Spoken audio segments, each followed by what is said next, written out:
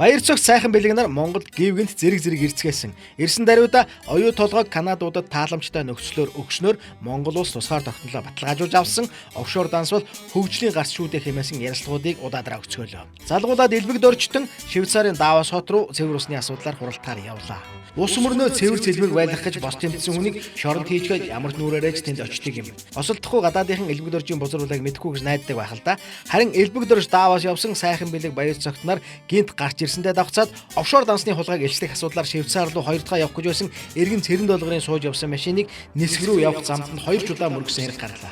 Хэлийн шалган нэвтрүүлэхдээ түүний паспортыг авч яваад 20 минутын дараа аваачиж өгсөн гэх мэт сэжигтэй тохиолдлууд гарчээ. Хизээнээс нэг машиныг 2 дараалан угсарч мөрөгдөг жолоочтой болчихоо энэ Монгол ирчүүд.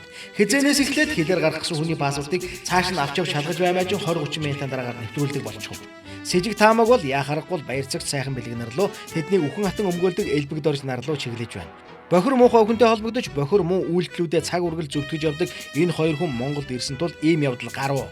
Дашрам дуртагч Швейцарын прокурорын газар Монгол улсын эрх бүхий албан тушаалтнаас хохирогчсон албан бичиг авчрах юм бол сэжиг бүхий мөнгийг Монгол улс руу явуулах боломжтой гэсэн юм билээ. Гэвч элбэг дорж ерөнхийлөгч Эрдэнэт 5 толгойг өмчснөөр бий болох мөнгнүүдээ офшорт нуух шаардлагатай тул энэ тал дээр хөдөлнө гэж найдахгүй байна. Огтхонч төвжирлгүй хоосон зам дээр нэг машин 2 дараалан гүйцэж ирж мөргөөд байна гэдэг нь юу байж болох вэ?